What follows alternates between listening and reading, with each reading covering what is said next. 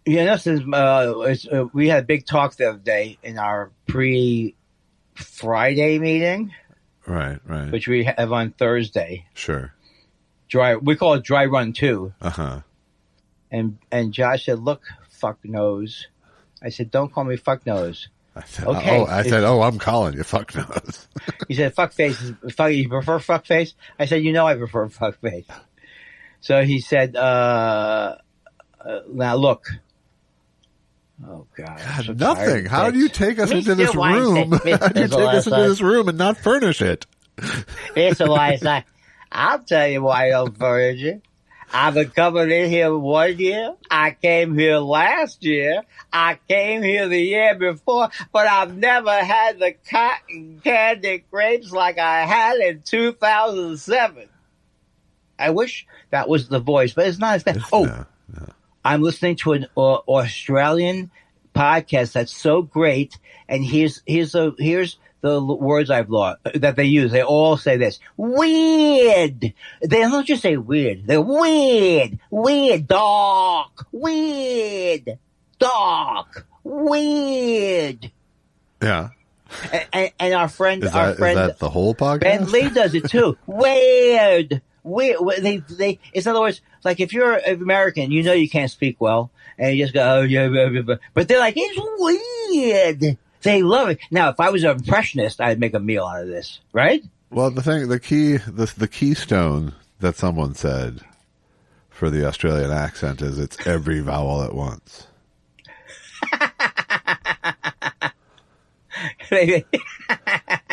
Well, and there's certain ones, park. No, don't. Oh, shut up. You shut up. No, you shut up. No, I've listened to 12 episodes of this. I think I can do it now. I decided that, can I do it by sounding out each word the way it sounds? Yeah, and then you said yes if you had skill. Oh, well, that's different then. Uh-huh. I give a general house address of where a character is, right? Like a guy from Tennessee. I voted for, he's a guy from Tennessee, right? God damn it, I voted for that Donald Trump. That guy's good. If you start it with here's a guy from Tennessee, it's pretty effective. I'm a guy from Tennessee. It really puts you there. Otherwise, yeah. I wouldn't. Why did I vote for Donald Trump? Because he believes I better just have all says have all. That's the equivalent of saying the name of the celebrity you're doing. Guy from Tennessee. Who told me the story about picking up something from James Carville's? Was that you? No. And how unpleasant he was? No, it was not. Oh, my God. Who could I have been talking to? He had to pick up something from... why would I be in a conversation with somebody? I don't know, even. And they said he's the most unpleasant guy. Mary Magdalene answered the intercom. James, there's a meeting for you. And then you went in there and... He had tickets to the game for James. Tickets to the game. That's why I can't pull up the person. And they just he wouldn't even look at their hand. Change your goddamn tickets. I'll figure it out later and we'll have a big laugh. Oh, yeah. No, we will have a big laugh. All right. I believe I'll put one on account. Have you thought about what and you were against this. It's not sweetening the show. That's not what I'm suggesting. No. It's just shortening the show.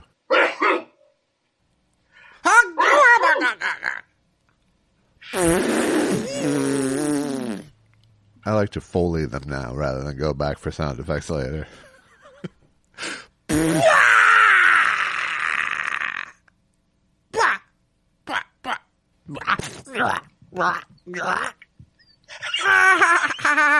Oh, okay, you're back. That's a baby. That's a baby. Oh, my God. That made me laugh. And not because I did something good. It's because of my own ineptitude. That's why I laughed. It's sneezing? So you said, look, if you bring up this fucking politics one more time, I'm going to take your head off, screw it off, throw it in the ground, put some trash in there, some recyclable material, put your head back on, and boy, will you feel the difference. Just shut up was the general. Are you still talking? Really? No, it wasn't there. That I could have been out like a light. I feel very tired today. I don't think I'm getting enough sleep. And you got me during my pot days. Wow, wow, wow, wow, wow, wow. I can always tell because your eyes are looking in two different directions. Have you seen, if you want to catch me, as the stone guy. Here's my stone guy. Hey, man. No. What's up? Just no. Less. Okay. Less. What? Is Dave here? No, I mean act less. Oh. Be more yourself. I'm so fucking wasted, man, from the pot. Have I mentioned it was again, from the... Again, it's like saying the name of the impression you're doing. You don't do it. You don't do it. I'm wasted guy. Edward G. Robinson. That's what they call indicating. That's what they call indicating. I'm so wasted. Well, all they do on Saturday Night Live is they say, oh, here's J.D. Vance. And then the person's dressed up like J.D. Vance. I have to blow my nose again. Auga! You know, a lot of people have always said we should have a studio audience because we're so attractive when we're doing the show. It looks good. It's one of those things that visually works. I just don't want to have to tidy my office. Sure, no, you can come from the abyss. Oh, we don't know but where no, I'm. We don't I got know. Clutter in my screen. Oh, I don't know. You don't know where I'm coming from because I refuse to put something. Would it be better if I had? Why do I still? I don't have 6 square feet of just pure white in my house somewhere to park in front of. I tell you, usually I get upset by this, but this year when our insurance people sent us they sent us a birthday card. Oh, that was great. Then both people, because we have birthdays, and now a calendar.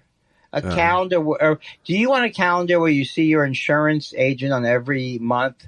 And why would they send you something you have the least and maybe that's why you have no relationship. Right. I have no relationship with you. You've done nothing for me my entire life. Right. Ooh, look at this pad of paper. But that has your name. Right.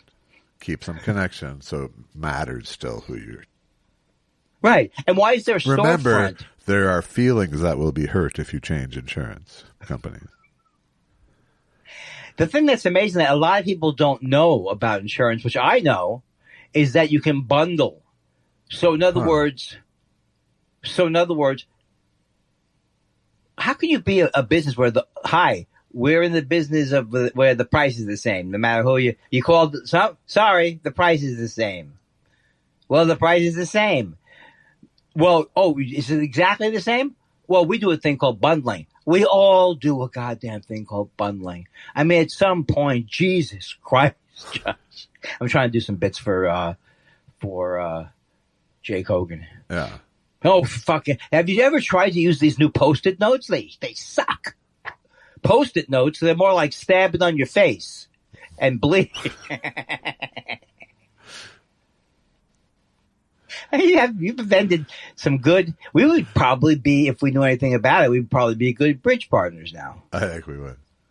I come from a bridge bloodline. So my dad was a bridge player too. So here's the first thing I would say: one no Trump. Am I wrong? Am I right? And there's not one bridge player in the world who voted for Donald Trump because playing bridge does require a certain amount of intelligence. And if you have that intelligence, you're probably not going to vote for the racist.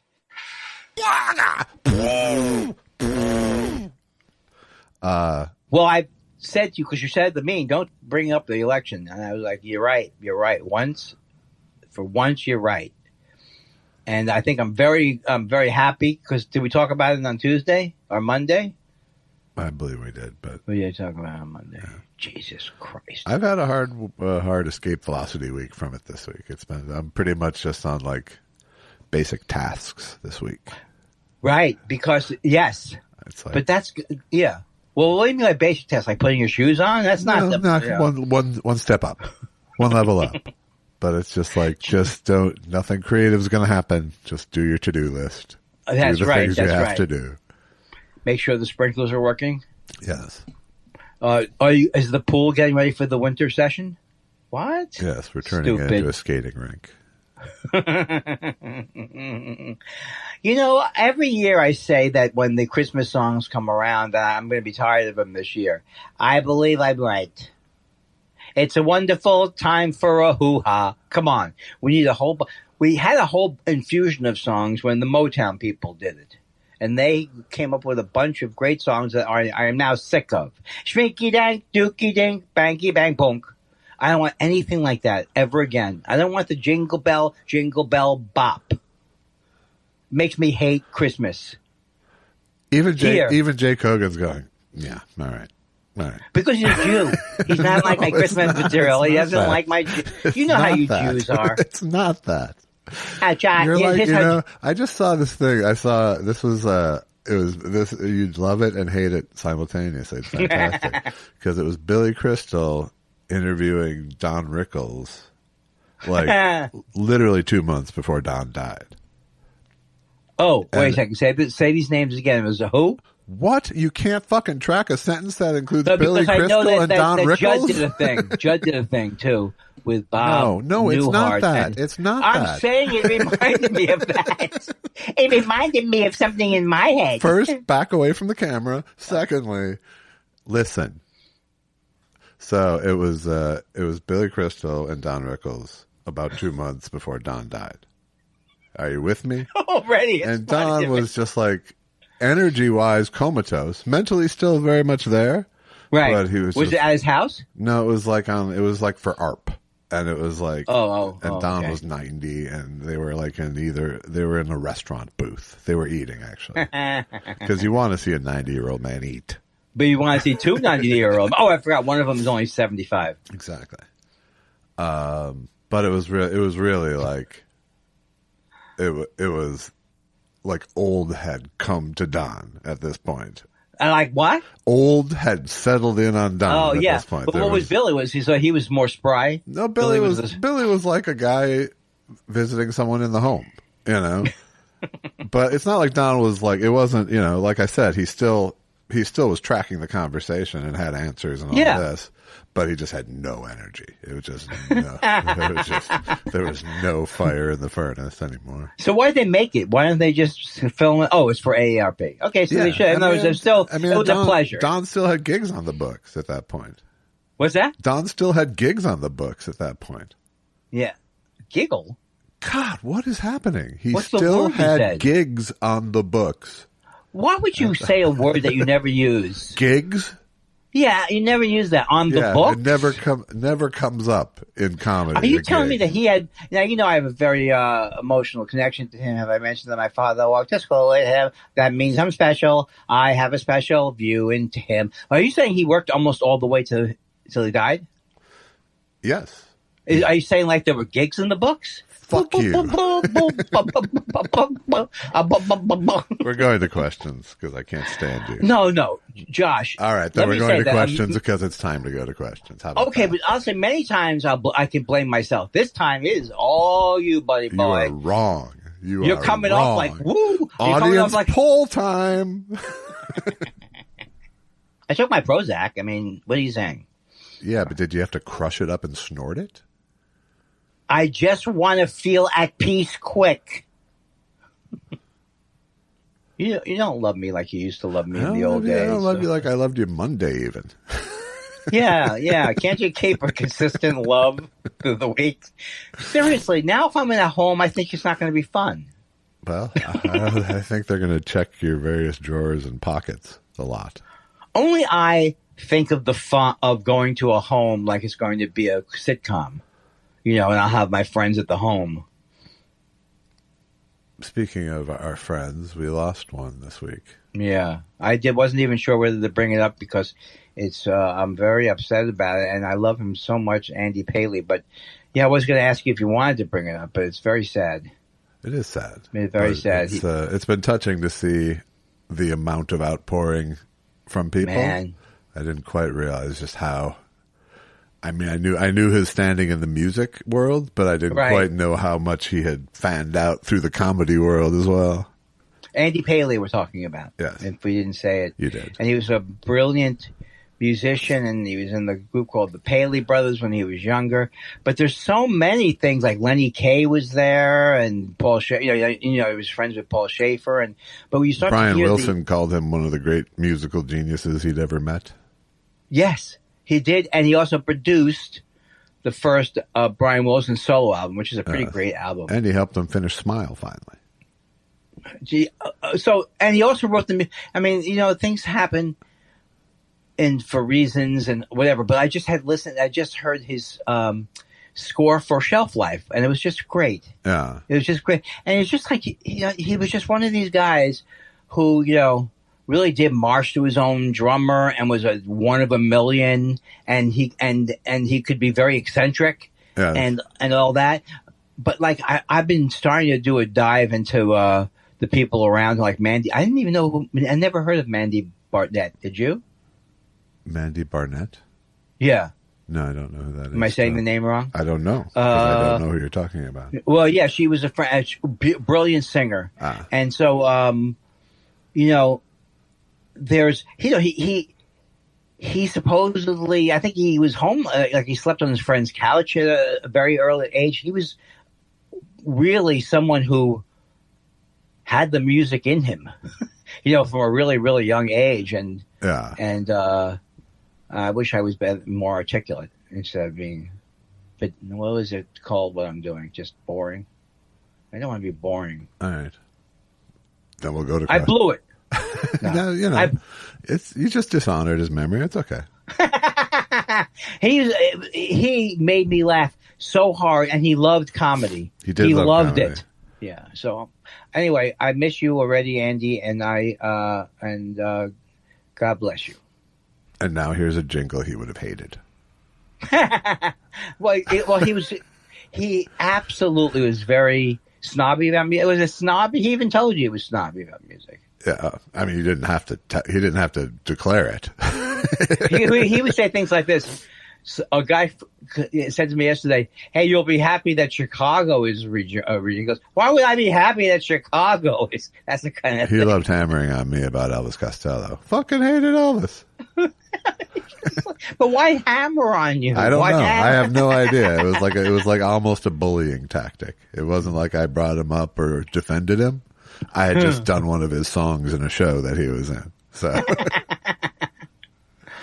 I got to talk to him though, and that was good. I got to talk to him and tell him I love him, and he said he loved me.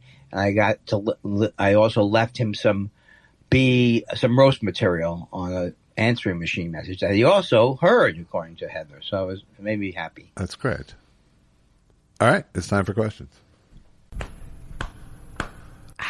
It's time for questions. What do you want to know? We love your questions so much. It's half our show. Half our show. Bruce wants to know, can Andy take his special pill that makes his erection last 4 years? Oh, no. It makes the election last 4 years. Perush is Perush. Is he still on fire? And he's very delightful. Yes. Fionista says, how many more test shows come before you start doing real shows? I think that the point is, if people haven't gotten the joke, there will never be real shows. You think there's still people waiting for the improved show? That's sad. I think most of the people are waiting for the real show. Huh? Oh. Casimar says, not a question, but thank you both for doing the show. 377 was hard to listen to, knowing the twist ending, but I was glad you powered through. Thank you. Anybody who could listen to the show, I love you very much. That's a very nice thing to have done, because I know that everybody was avoiding anything to do with the Let's election. listen to Josh and Andy be crushed. Yes, but they'll be so funny.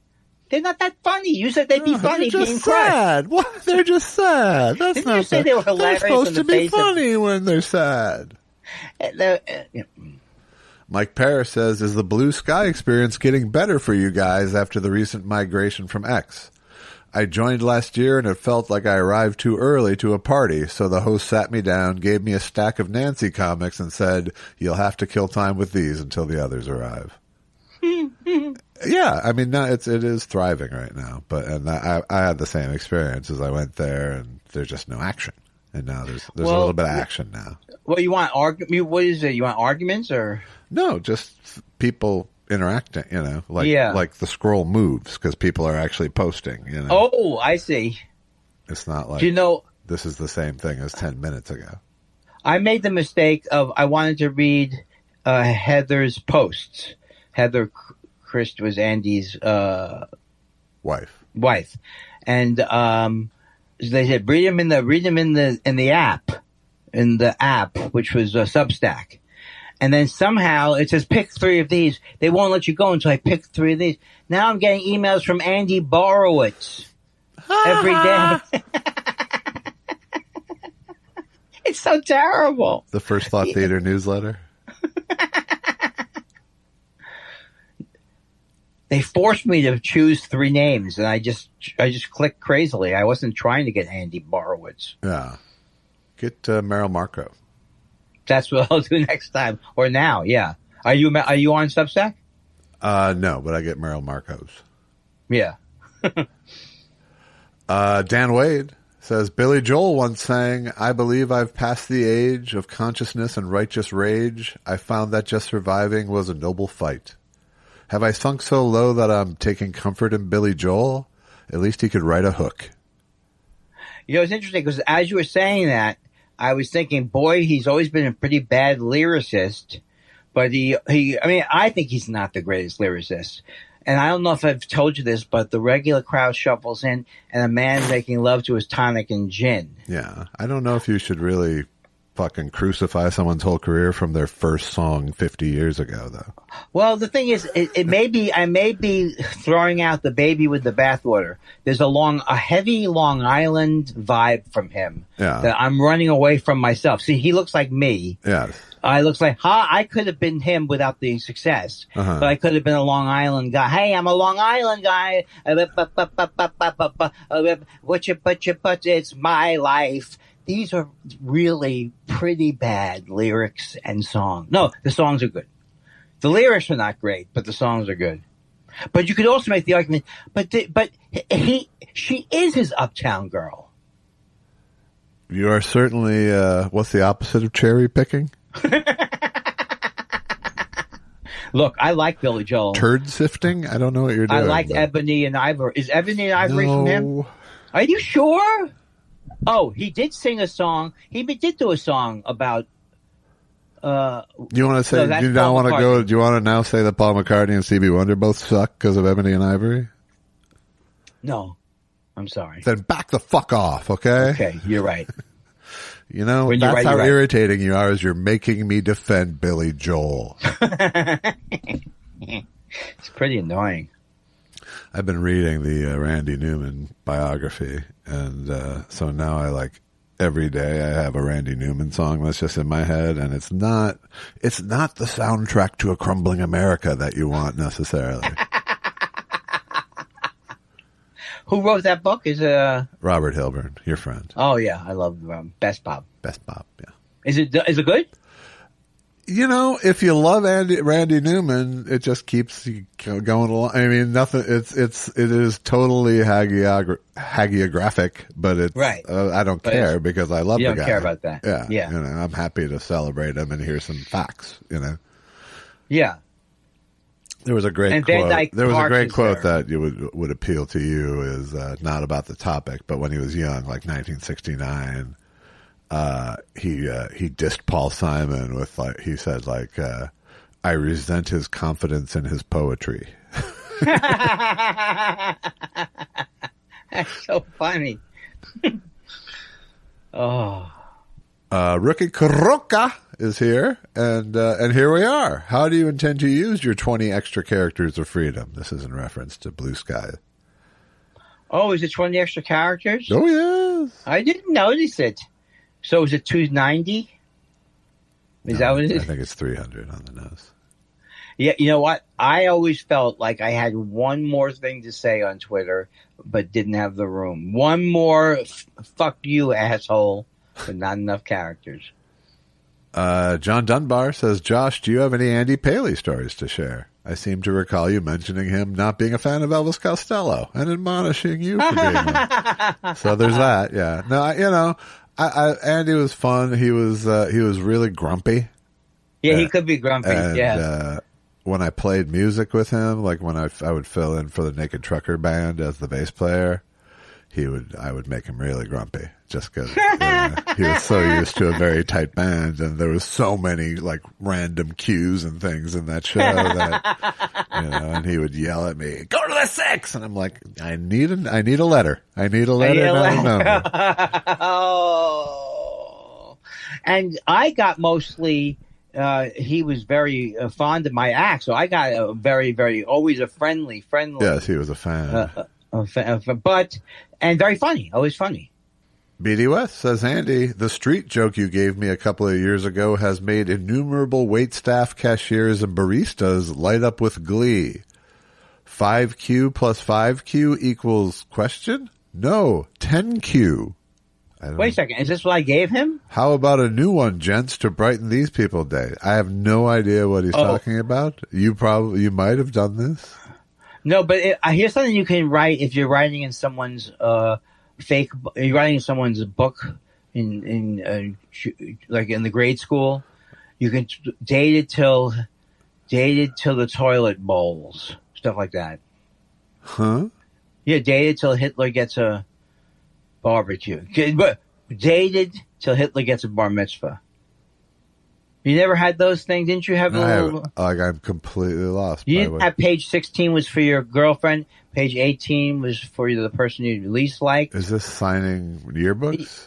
Not a yearbook. It's like a book that you open up that looks like origami almost. No. Maybe it's too old for you. Yeah. I mean, maybe not too old for you. Maybe it was gone. Yeah, it might just be too stupid for me. Yeah. I mean, do you not remember when you went to the gym kicking off your shoes?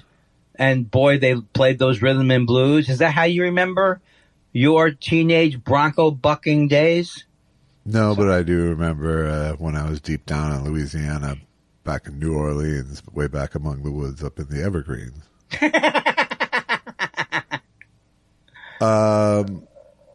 Seemed like one of the most unpleasant people in the world was that Chuck Berry. He really did, yeah. He really seemed. And just amazing songwriter. I'm going to write these songs. I'm also not going to be the most pleasant guy. I told you about the time I saw him, and there was like this level of sadness to it, because it was like he clearly didn't want to be there. The audience got cranky with him because he'd go into these long poetry things and people are shouting shit out while he's doing it. What do you mean, like he would do a poetry thing? What does that mean even? He would recite a long poem that was, a lot like lyrics to his songs, but without music. Oh, God, like My Ding-a-Ling? But it was to a room that was not wrapped with attention. Duckman asks, name a song you wish you wrote for creative reasons, not royalties. I got to go with the Randy Newman one right now. I don't know which one. Let's go with I Just Want You to Hurt Like I Do. I like that song. I would go with God Only Knows. That's a good one. That's a good song. BD West bought us coffees. He did? Yeah. Thank you, BUS. We need it because we may have to leave the country and we might have to take an underground railroad. Stephen Chaotic Neutral says, hey guys, since he's starting a new movie studio, and I was wondering if Andy would like to take this opportunity to talk about how much of a hack Cat Williams is. I can't do that because he seems like one of these guys who'd yell at me if he saw me. Yeah. First of all, you're like the Republican Party with Donald Trump now. Come on. Where's your spine? He plays, hey, you know what? Cat Williams plays fast and loose with the facts sometimes, I think, in his act. He always gets there, and there's always a story that doesn't seem right. Yeah. What is he doing? What is he doing, though? Is he the president or something? I hadn't heard of this movie studio he was opening. Do they make Cat Williams movies?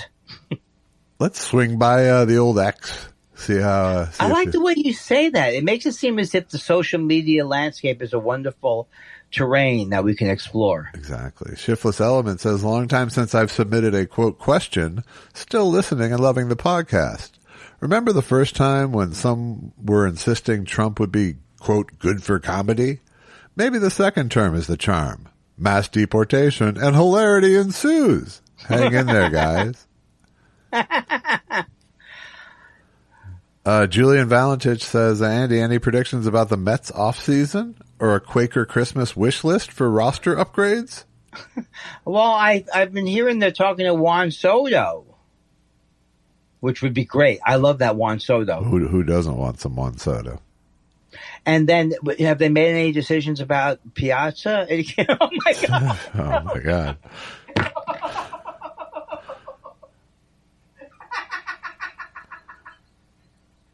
I hear Seaver re-upped. That's sad because Seaver did have dementia.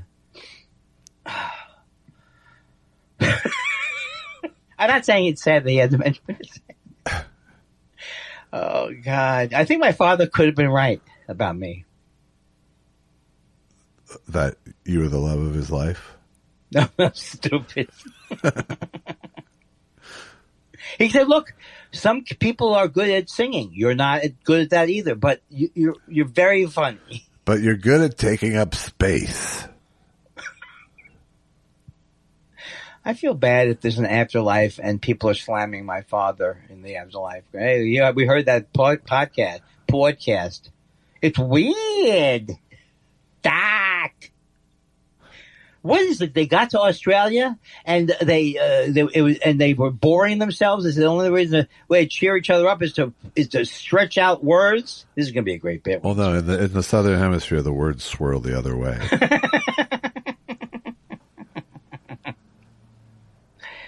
Scrumptious Mike says, my cat recently lost his job, but I'm not worried. He always lands on his feet. Scrumptious Mike. I thought he was Delicious Mick. No, that's for you to determine. Okay, I will. I'm going to unblock him this week. Oh, I sound like some kind of a crazy man. Stephen Caddick Neutral says, hey guys, good news. Pretty soon we'll never see another Medicare Advantage ad again.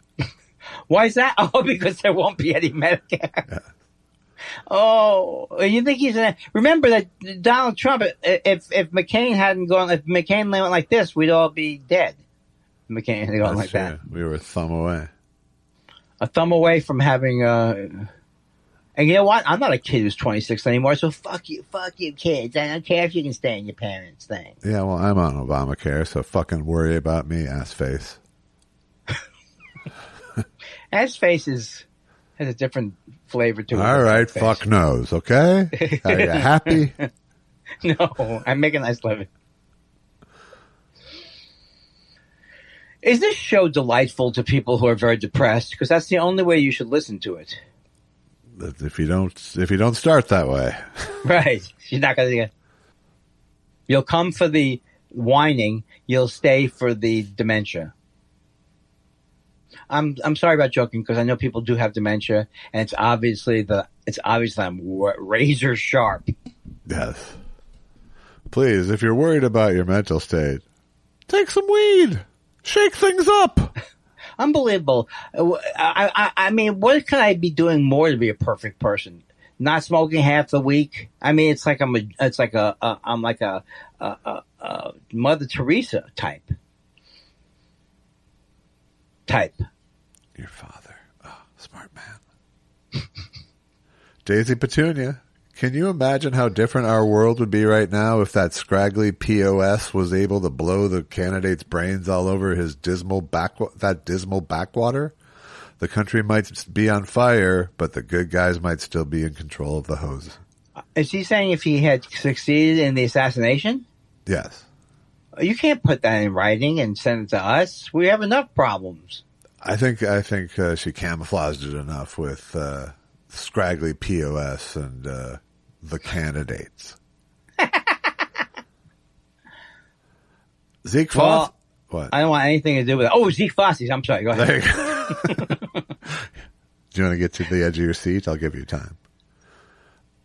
I'm hearing many people say that the election results would have been different if Kamala. How did I fucking lose it? If Kamala had agreed to come on Thought Spiral. If she can't stand up to Pickles questions, the people around me are saying, how can she stand up to BB? I did, and you know, it sounds funny. We did invite Kamala onto the show. Daniel Bird Doctor wrote on on Instagram to check our email. So I'm going to the email. This is like a choose your own adventure book. I never heard of that. That must be something from Trapper Keeper days. Something from the latter half of the century.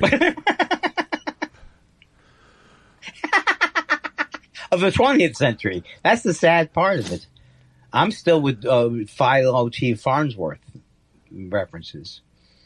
He says, "Hi guys, I thought it was a really moving. You read out loud my entire letter a few weeks ago. And furthermore, a friend pointed out that Andy remembered last week's episode and thought of the letter in the subsequent test show. He really made an impression. He penetrated your fog. I liked it. That was a wonderful letter. I know exactly your fog. That's fantastic. This leads me to my question for this week. I gather Andy isn't smoking as much pot these days. Ooh, wrong day for this one. I've been keeping up with current episodes, but also plan to skip ahead once the test show chronology reaches the pandemic. So can you update me on what else has changed between now and then? Perhaps especially with regard to the fan base, with questions about thinking about one's parents fucking and jacking off in last week's episode. This ain't your father's thought spiral.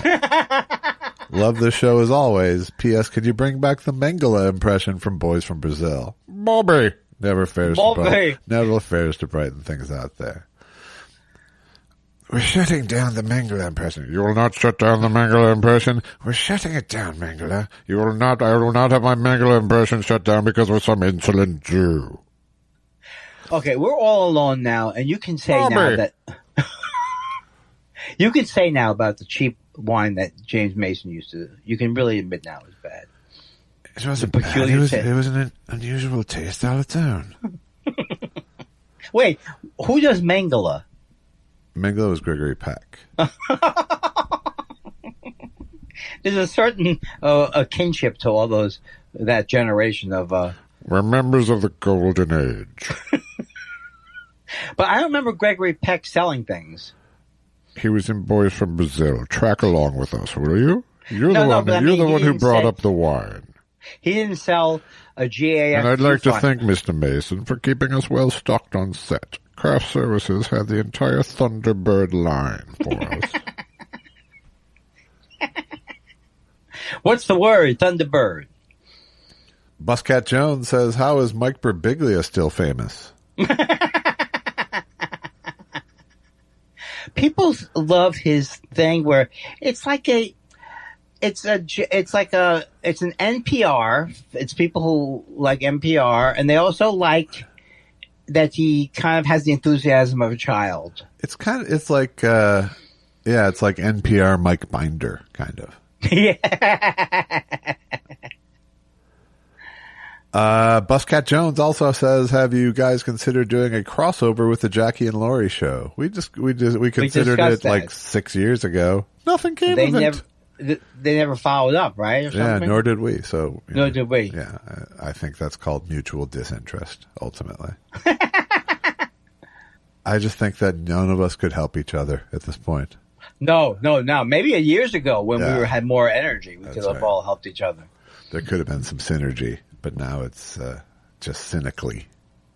Well, the thing is, when we have Adomian on, we know it's going to be easy. Sure. If we have hand over the keys. Yeah, if we have two other hosts, well, they're probably more confident than us. Probably.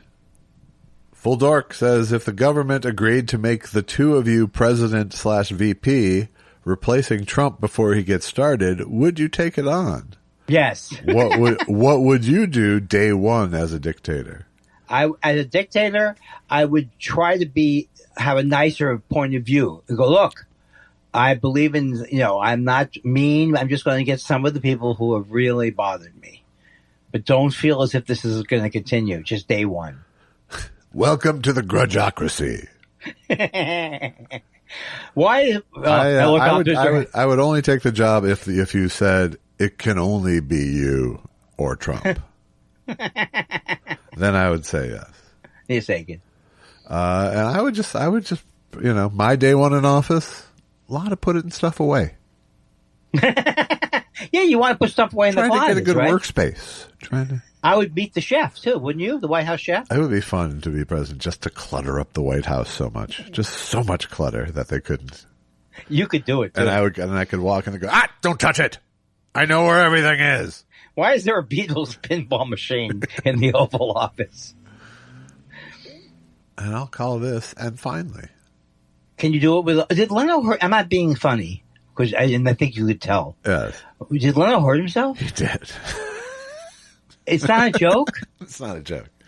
On the bicycle again? No, he fell down a hill. And it's not funny him hurting himself. What's funny to me is his pathological need to show that, no, nothing, everything's fine. Everything's great. I'm going to still do a show with an eye patch. That's what I'm going to do. Look, yeah, I'm bruised up. The worst thing you can do is say something phases you. You can't do it. Once you start showing that, it's all downhill. Oops, did I say downhill? Ka-chunka-chunka-dunga. This answers the question why he wasn't a famous race car driver. He's fucking Super Dave now. It's just like I set myself on fire. It's not a big deal. Don't show that one. I got clotheslined off a motorcycle and I'm 75. It happens. How do you fall down? I didn't want to walk. That sounds like me. I thought it was either walk around on the street or just walk down the hill to the restaurant from the Hampton Inn. Are you saying he was staying at the Hampton Inn? Yes, I'm saying that. Because he was doing a corporate gig? He's doing a corporate gig? Yes. Yeah. He'll probably fly out on his jet afterwards. He's just a place to get a shower. Why is he so nonchalant about getting injured? Because that's what a man does. Tell joke, write joke. If every single thing about me is blue collar, except for the fact that I'm a comedian for a living, I'm still a man. Tell joke, write joke. My father will approve of me. Yeah, get up, put on. Can you imagine the number Leno's father did on him to make him the guy he is? Just the. I can't have a feeling.